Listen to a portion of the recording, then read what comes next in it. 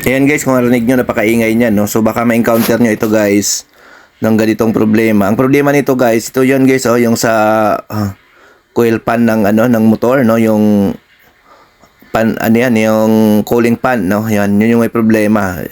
Kaya maaga yan. Yan kasi guys, kapag nauga na yan, yung plastic na yan, napakaingay din yan magwas. Akala mo gearbox ang problema. Akala mo sumasabit yung pulsator sa loob. No, pero ang problema ito yung cooling pan guys, no. Lagi namin na-experience ito kapag ito ay maluwag na or umuuga na, maingay ito, no. Kung mapansin niyo, maingay siya sa simula ng video natin, no. Ayan. So hindi lang maganda guys yung pagkuha natin ng video dito, no, kasi wala tayong space, no.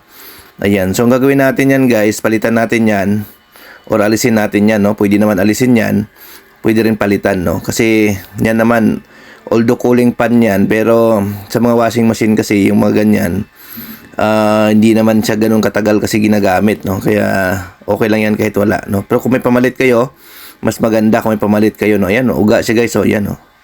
Kaya maingay yan kapag umiikot, yan, gaganyan ganun yan, no. Kasi nga maluwag na siya, no. Usually yan, sakit yan guys ng mga cooling pan na plastic, no. Pagka umuga na yan, nagkakaroon na yan siya dyan ng ingay, no. So yun lang problema guys, no, ang ginawa natin, pinalitan natin yung cooling pan na yan. Ayan, pwede yan palitan, pwede na rin alisin, no, kung wala kayong pamalit, no. Ayan. So, yun yung naging cost ng ingay minsan, no, ng mga automatic washing machine. Kaya double check nyo guys, kapag naka-encounter kayo ng maingay, i-double check nyo siya. Kasi yan lagi ang nagka-cost ng problem kapag akala nyo lang gearbox, no, akala nyo sumasabit yung pulsator, pero iyan, tingnan nyo din kapag nagkaroon siya ng ingay sa wash and spin, no. Ayan. So, usually yan, sa wash talaga nag-iingay niya, no? Pagka umiikot yan, napakaingay yan sa wash, no? So, yan ang usual na may problema. Yung pinaka cooling pan na yan. So, ito guys, ang gagawin namin, papalitan lang namin to. Ayan. So, ito yun guys, no?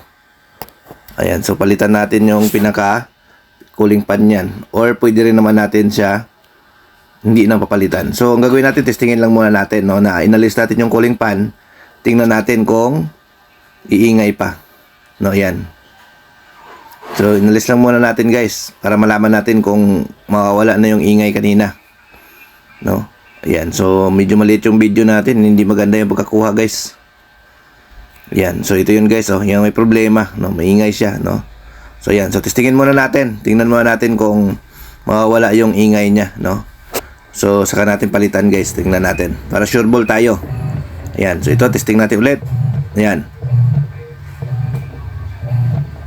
Ayan. Smooth na guys. Wala na yung tunog na maingay kanina. Normal na po siya. Okay guys? Thank you. Bye-bye.